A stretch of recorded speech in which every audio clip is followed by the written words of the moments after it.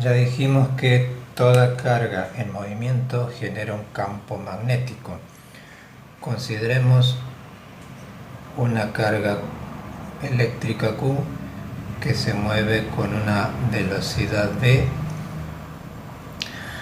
Vamos a estudiar el campo que esta carga genera en un punto cualquiera del espacio, por ejemplo este.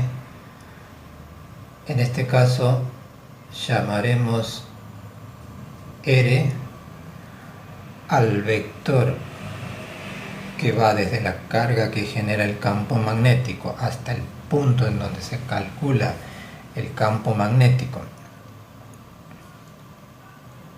El ángulo entre el vector r y el vector velocidad le llamamos θ.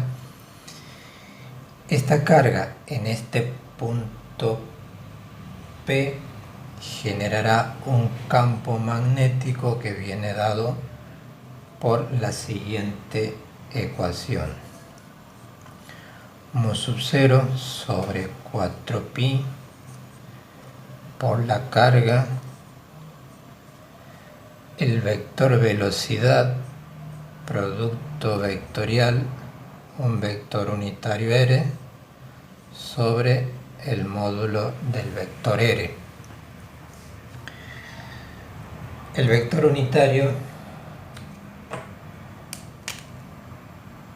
es un vector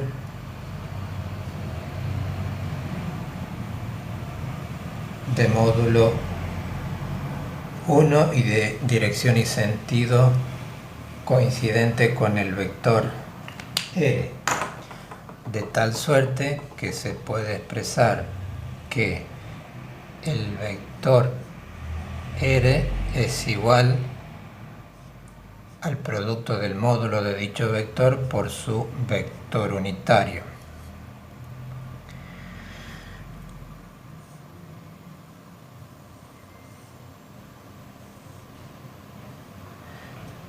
Si por ejemplo despejamos el vector unitario de esta ecuación, podemos expresar a este vector unitario como el cociente entre el vector r y su módulo. Si reemplazamos el vector unitario en la ecuación anterior, podemos escribir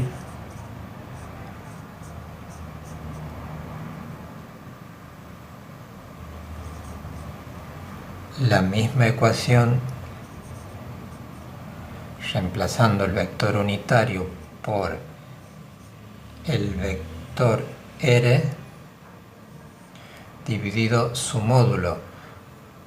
Como tenemos r al cuadrado, nos quedará r al cubo. Es una forma alternativa de escribir la expresión del campo magnético.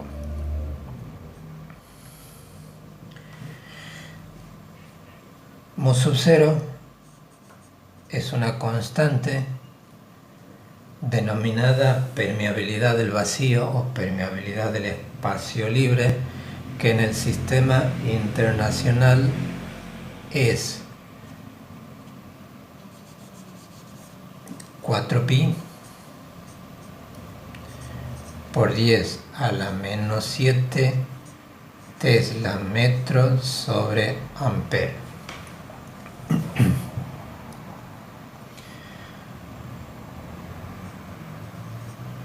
Si escribimos el módulo del campo magnético,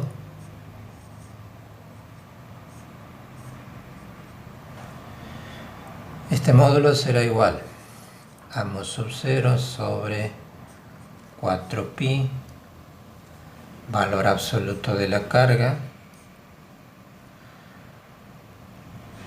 por el módulo de este producto vectorial, que será el producto del módulo de v, por el módulo del vector unitario, que es 1, y por el seno del ángulo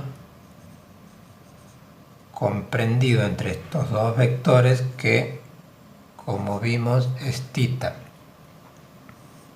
sobre la distancia al cuadrado. Esta última ecuación nos permite ver que la magnitud del campo magnético en un punto es directamente proporcional al valor de la carga,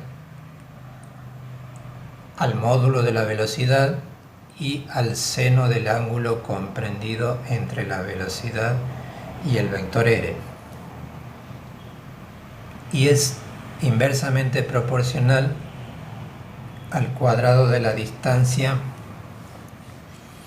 entre la carga y el punto de cálculo.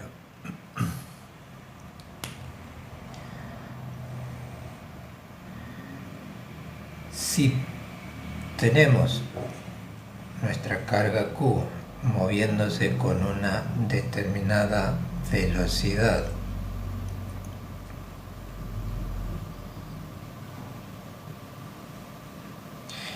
en cualquier punto de la recta que contiene dicha velocidad, el campo magnético será nulo,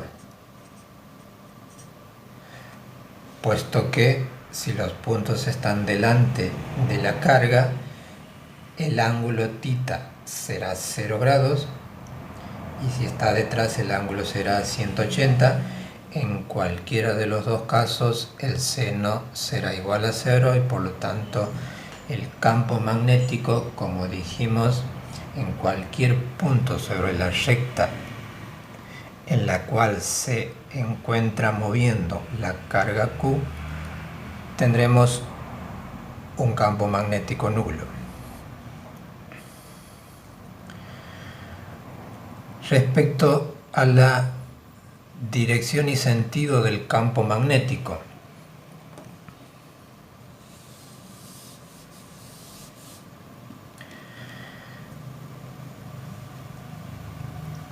como vemos en la ecuación dada al principio, el campo magnético, según esta ecuación, es perpendicular al plano determinado entre la velocidad y el vector r. Su sentido vendrá dado por la regla de la mano derecha. Por ejemplo, si el vector velocidad y r estuviesen en un plano horizontal, el campo tendrá dirección vertical, es decir, perpendicular a este plano, y su sentido podrá ser hacia arriba o hacia abajo. Si la carga es positiva, este campo tendrá el sentido del producto vectorial, que de acuerdo a la regla de la mano derecha, si giramos los dedos desde la velocidad hacia el vector r, nos dará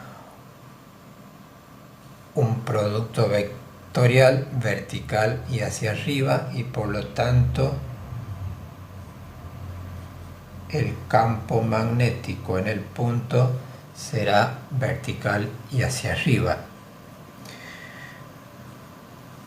Pero si la carga hubiese sido negativa,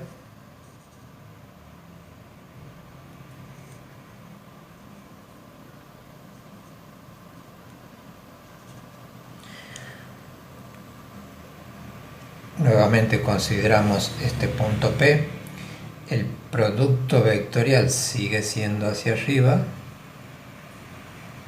B, producto vectorial R es hacia arriba, pero al ser la carga negativa, el campo tendrá sentido opuesto a este producto vectorial, es decir,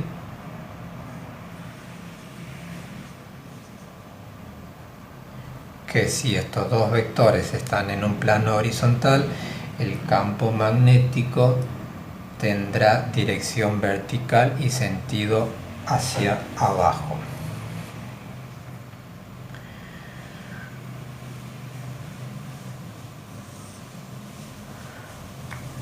Suele ocurrir, en particular en los problemas, que la velocidad y el vector r en un espacio estén dados de acuerdo a sus componentes cartesianas. En ese caso, vamos a tomar la segunda expresión, mo sub 0 sobre 4pi por la carga sobre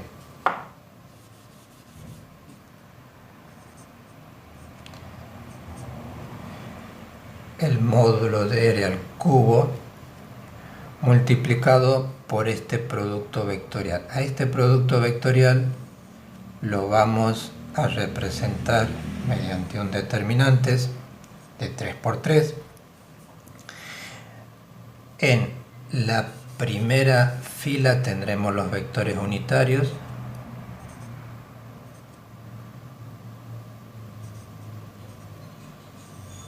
en la segunda fila las componentes del vector velocidad, v sub x, v sub y, v sub z. En la tercera fila las componentes del vector r, r sub x, r y, r z.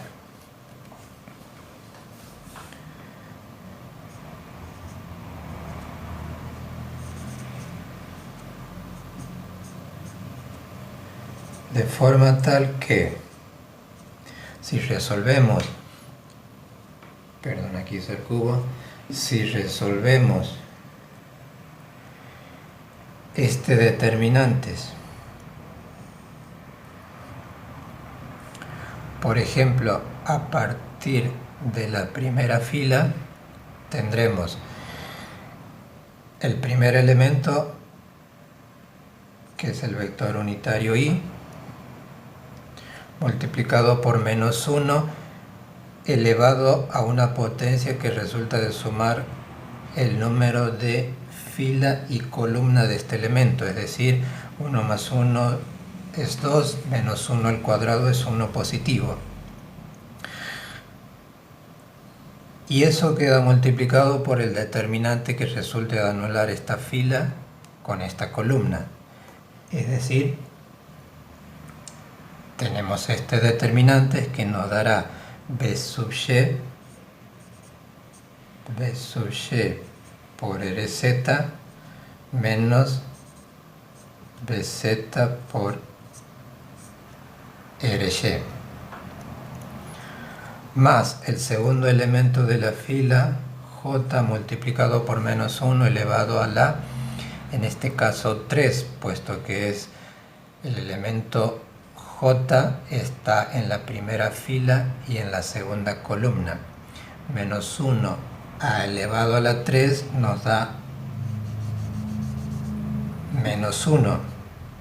Directamente lo ponemos aquí. Y eso, y ese elemento multiplicado por el determinante que resulta de anular esta fila con esta columna. Esto es v sub x por rz